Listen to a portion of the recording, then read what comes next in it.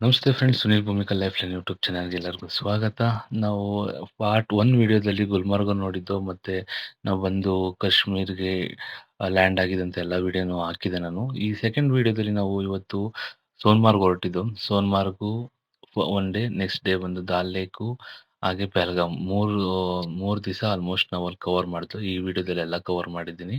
So ನಾವು ಇಲ್ಲಿಂದ ನಾವು ಗುಲ್ಮರ್ಗಿಂದ ಡೈರೆಕ್ಟ್ ನಾವು ಸೋನ್ಮಾರ್ಗ್ ಹೊರಟು. ಸೋನ್ಮಾರ್ಗ್ ಆಲ್ಮೋಸ್ಟ್ ನಾವು ಎಲ್ಲಾ ಪ್ಲೇಸು ಅಷ್ಟೇನೇನೆ ದಾಲ್ ಲೇಕ್ ಮೇಲೆ ಹೋಗ್ಬೇಕು. ಯಾಕೆಂದ್ರೆ ನನ್ಗೆ ಗೊತ್ತಿಲ್ಲ, ಮೇ ಬಿ ಅದೇ ರೂಟು ಇರೋದು ಅನ್ಸುತ್ತೆ ಎಲ್ಲ ಕಡೆಗೂನು. ಆಮ್, ಚೆನ್ನಾಗಿರುತ್ತೆ. ದಾಲ್ ಲೇಕ್ ಬಂದು ತುಂಬಾ ದೊಡ್ಡ ಲೇಕ್ ಬಂದು ಇದು ಬಂದು, ಯಾಕೆಂದ್ರೆ ಆಲ್ಮೋಸ್ಟ್ ಒಂದು 20 ಕಿಲೋಮೀಟರ್ ಸರೌಂಡಿಂಗ್ ಆಗಿದೆ ಅಂತ ಹೇಳ್ತಾರೆ. ನಾಟ್ ಶೂರ್ ಎಷ್ಟಿದೆ ಅಂತ, ಬಟ್ 20 ಕಿಲೋಮೀಟರ್ ಆಗುತ್ತೆ ಅಂತ ಹೇಳಿದ್ದಾರೆ. ಶಾಪಿಂಗ್ ಆಗಿರ್ಬೋದು, ತಿನ್ನೋಕ್ಕಾಗಿರ್ಬೋದು, ಪ್ರತಿಯೊಂದೂ ಸಹ ಇಲ್ಲಿ ಸಿಗುತ್ತೆ ದಾಲ್ ಲೇಕ್ ಹತ್ರ. ಬಟ್ ತುಂಬಾ ಕೇರ್ಫುಲ್ ಆಗಿ ಶಾಪ್ ಮಾಡ್ಬೇಕೆಲ್ಲಾನುನು. ಓಕೆ. ಸೊ ನೆಕ್ಸ್ಟ್ ನಾವು ಅಲ್ಲಿಂದ ಡೈರೆಕ್ಟ್ ಆಗಿ ಸೋನ್ಮಾರ್ಗ್ ಹೊರಟು. ವ್ಯೂ ಮಾತ್ರ ತುಂಬಾ ಚೆನ್ನಾಗಿತ್ತು. ಸಣ್ಣದಾಗಿ ಮಳೆ ನೀರ್ತಿತ್ತು. ಹಾಗೆ ಸ್ನೋ ಸ್ವಲ್ಪ ಲೈಟಾಗಿ ಬೀಳ್ತಿತ್ತು.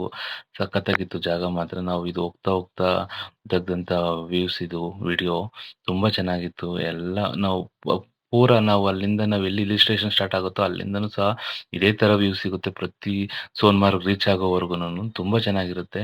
ಇದು ಸೋನ್ಮಾರ್ಗ್‌ದು ಟನಲ್, ಇದು ಹೊಸದಾಗಿ ಬಿಲ್ಡ್ ಆಗಿರೋದು. ನಾವು ನಾವು ಒಳಗಡೆ ಸೋನ್ಮಾರ್ಗ್ ನಾವು ಎಂಟ್ರಿ ಆಗ್ಬೇಕು ಪ್ಲೇಸ್‌ಗೆ ಅಂತಾನೆ ಈ ಟನಲ್ ಮೂಲಕನೇ ಹೋಗ್ಬೇಕು.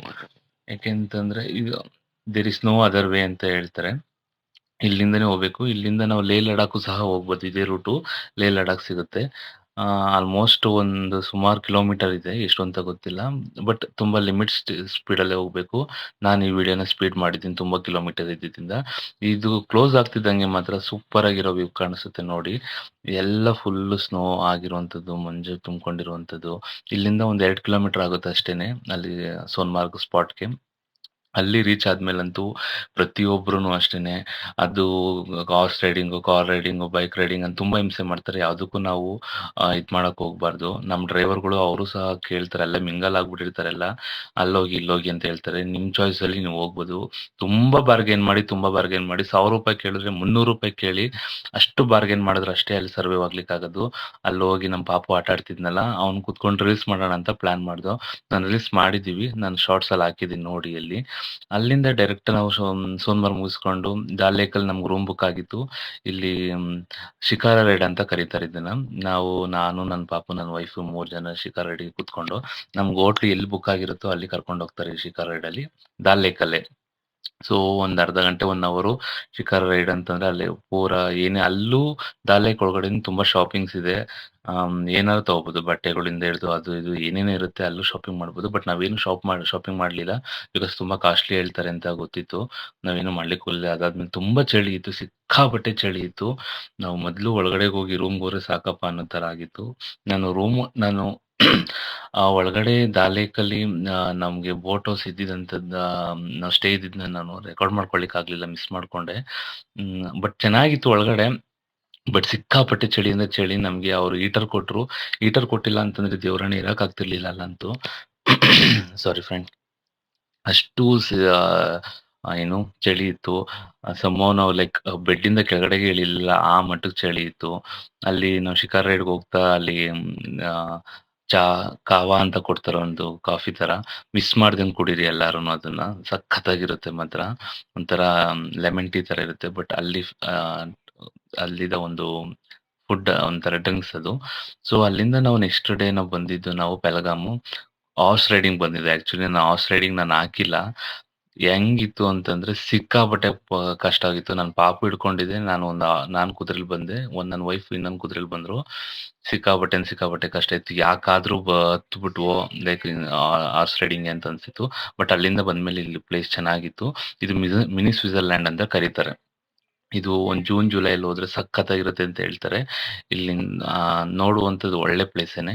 ಸೊ ನಮ್ಮ ಪಾಪು ಮತ್ತೆ ನನ್ನ ವೈಫು ಒಂದು ರೈಡಿಂಗ್ ತಗೊಂಡಿದ್ರು. ಜಸ್ಟ್ ₹100, ಒಂದು 100 ಮೀಟರ್ ಹೋಗ್ತಾರೆ. ಚೆನ್ನಾಗಿತ್ತು ಅದು ಆಕ್ಚುಲಿ. ನಮ್ಮ ಪಾಪು ಸಿಕ್ಕಾಪಟ್ಟೆ ಎಂಜಾಯ್ ಮಾಡ್ತಿದ್ದ. ಸೊ ಆಲ್ಮೋಸ್ಟ್ ಇಲ್ಲಿ ಜಾಸ್ತಿ ಟೈಮ್ ಸ್ಪೆಂಡ್ ಮಾಡಿಲ್ಲ ಬಿಕಾಸ್ ಮಳೆ ಬರೋಕ್ ಸ್ಟಾರ್ಟ್ ಆಗ್ತಿತ್ತು. ಅಲ್ಲಿಂದ ನಾವು ಡೈರೆಕ್ಟಾಗಿ ನಾವು ಸ್ಟೇ ಆಗಿದ್ದಂತ ಪಹಲ್ಗಾಮ್ ರೂಮ್‌ಗೆ ಹೋಗಿದ್ದೆ. ನಾನು ನೈಟ್ ಊಟ ಮಾಡಾದ್ಮೇಲೆ ಒಂದು ರೌಂಡ್ ಬರೋಣ ಅಂತ ಅನ್ಬಿಟ್ಟು ಚಳಿ ಏನ್ ಅಷ್ಟು ಇರ್ಲಿಲ್ಲ ಅಲ್ಲಿ ಅವಾಗ. ಪಹಲ್ಗಾಮಲ್ಲಿ ನಾವು ಸ್ಟೇ ಇದ್ದಿದ್ದು. ಒಂದು ರೌಂಡ್ ಬಂದು ನಾನು ಹೀಗೆ ಒಂದು ವಿಡಿಯೋ ಮಾಡ್ಕೊಳ್ಳೋಣ, ನೋಡೋಣ ಹೇಗಿರುತ್ತೆ ಅಂತ ಅನ್ಬಿಟ್ಟು ಹೋಟೆಲ್ಸ್‌ಗಳೆಲ್ಲ ತುಂಬಾ ಲಕ್ಸುರಿಯಸ್ ಆಗಿದ್ದು.